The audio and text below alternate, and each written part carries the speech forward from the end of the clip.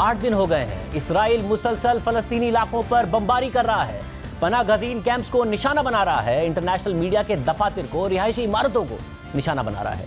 Israeli बमबारी से गजा में पहले से तबाह हाल इंफ्रास्ट्रक्चर मजीद तबाह हो रहा है, बिजली की फराहमी मुतासिर हो गई है, पानी खत्म हो रहा है, अस्पतालों में गुंजाइश खत्म होती जा रही है और इंसानी बहरान जन्म ले रहा है। मगर अमेरिका और यूरोपीय ममालिक की हुकूमतें इसराइल को रोकने के बजाय इसराइल का दिफा कर रही हैं। उनका मौक़िफ़ है कि इसराइल अपने तहफ़्फ़ुज़ में हमले कर रहा है और हमेशा की तरह अमेरिका इसराइली हमले रुकवाने के लिए होने वाली कोशिशों में रुकावट बना हुआ है। गुज़िश्ता हफ्ते अक़वाम मुत्तहिदा की सलामती काउंसिल का इजलास तलब किया गया, मगर अमेरिका ने इजलास मुलतवी करवा दिया।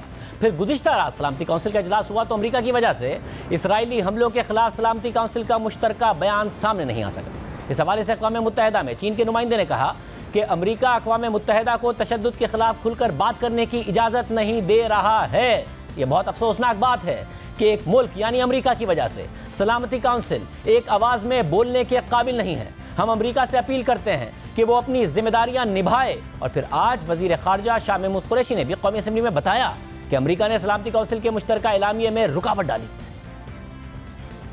मैं खराज तहसीन पेश करना चाहूंगा चीन के क़यादत को, वज़ीर ख़ारजा को, जिन्होंने अपनी सफारती काविशों से सलामती काउंसिल को यकजा करने की कोशिश की और तकरीबन तमाम मेंबरान एक तरफ कायल होते हुए दिखाई दे रहे थे। लेकिन बदकिस्मती से मुझे ये कहने में कोई हिचकिचाहट महसूस नहीं हो रही जनाब स्पीकर कि एक ताकत जिसके पास वीटो का अख्तियार है, उसने यानी कि अमेरिका ने अपने वीटो के इस्तेमाल से वो जो एक जॉइंट स्टेटमेंट वहां से निकलना था और एक आवाज जानी थी, उसको उसके रास्ते में रुकावट डाली।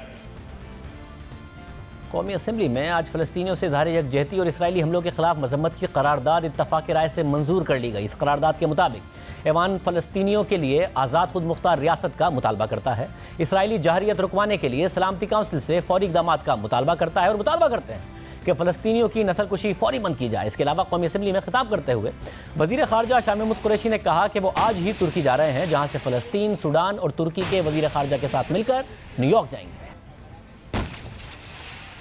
वज़ीर आज़म को एतमाद में लेने के बाद आज रात इस ऐवान के अख्ताम पर मैं तुर्की रवाना हो रहा हूँ और वहाँ जाकर फ़लस्तीन के वज़ीर ख़ारजा वो तशरीफ ला रहे हैं, सूडान की वज़ीर ख़ारजा और पाकिस्तान का वज़ीर ख़ारजा, हम चारों मिलकर इस नई सलामती काउंसिल की और OIC के इजलास की सूरत हाल पर तबादला ख्याल करके हमने फैसला किया है कि हम मिलकर न्यूयॉर्क जाएंगे और न्यूयॉर्क जाकर हम पाकिस्तान के 22 करोड़ आवाम की तर्जुमानी करेंगे। अमेरिका और कुछ मगरबी ममालिक तो इसराइल की मजम्मत नहीं कर रहे हैं, मगर इन ममालिक के अवाम सड़कों पर हैं और इसराइल के खिलाफ मुजाहरे हो रहे हैं। इतवार को अमेरिका और यूरोप के मुख्तलिफ शहरों में बड़े बड़े मुजाहरे हुए, हज़ारों शहरी सड़कों पर निकले और इसराइली मजालिम की मजम्मत की।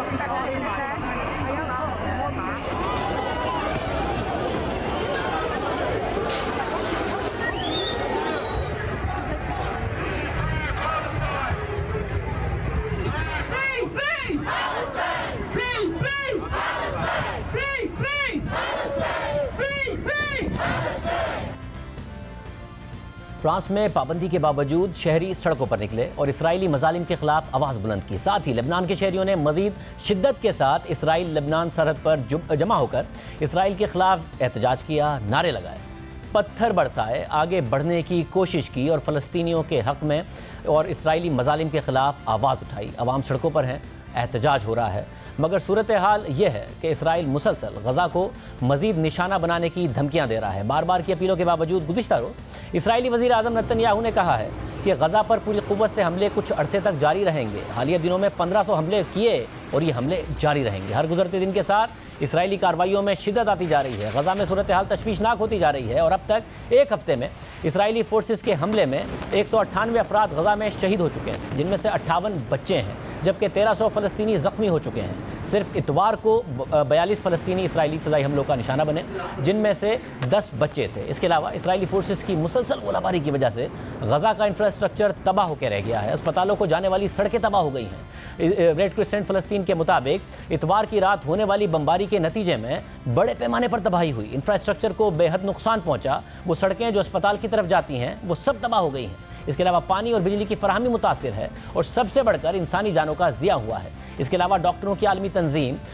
डॉक्टर्स विदाउट बॉर्डर्स ने कहा है कि गुज़िश्ता एक हफ्ते से होने वाली बमबारी एक सानेहा बन चुकी है। सड़कें, पानी और इंफ्रास्ट्रक्चर को नुकसान पहुंचाया गया है, जिससे गजा में पहले से कमज़ोर सेहत के निज़ाम पर दबाव बढ़ रहा है। अस्पतालों तक रसाई अब इंतहाई मुश्किल हो चुकी है। हमारा अंदाज़ा है कि गजा के पावर प्लांट में फ्यूल ख़त्म होने वाला है। इसका सेहत के निज़ाम पर बहुत बुरा असर पड़ेगा। सेहत के निज़ाम पर मौजूदा दबाव के हवाले से तशवीश लाहक है। अस्पतालों में सूरत हाल तशवीशनाक हो रही है। साथ ही मुसलसल बमबारी की वजह से आम शहरियों में खौफ व हिरास पाया जाता है और फ़लस्तीनी हुक्काम के मुताबिक अब तक 10,000 फ़लस्तीनी अपने घरों को छोड़कर कैंप्स में आ गए हैं, मगर ये कैंप्स भी इसराइली गोलाबारी से महफूज नहीं है। इसराइली फ़ौज वहाँ पर भी उन्हें निशाना बना रही है। एक कैंप में इसराइली फोर्सेस के हमले में एक ही ख़ानदान के 10 अफराद शहीद हो गए थे। इससे पहले हफ्ते को इसराइली फोर्सेस ने गजा की दूसरी सबसे बड़ी इमारत को निशाना बनाया और ये दावा किया कि इस बिल्डिंग से हमास अपना ऑपरेशन चला रही थी, इसलिए इसराइल ने इस इमारत को निशाना बनाया। मगर इस इमारत में अल जज़ीरा और अमरीकी खबर रसा इदारे, एसोसिएटेड प्रेस और दीगर सहाफ़ती इदारों के दफातर मौजूद थे, मगर इसके बावजूद इसराइल ने पूरी इमारत को तबाह कर दिया। हालांकि इससे पहले जब इसराइल ने इमारत खाली करने की वार्निंग दी तो उस वक्त बिल्डिंग के मालिक ने इसराइली हुक्काम से गुजारिश की कि उन्हें कुछ वक्त दें ताकि सहाफ़ी अपना सामान निकाल सकें, मगर इसराइली हुक्काम ने बात नहीं मानी।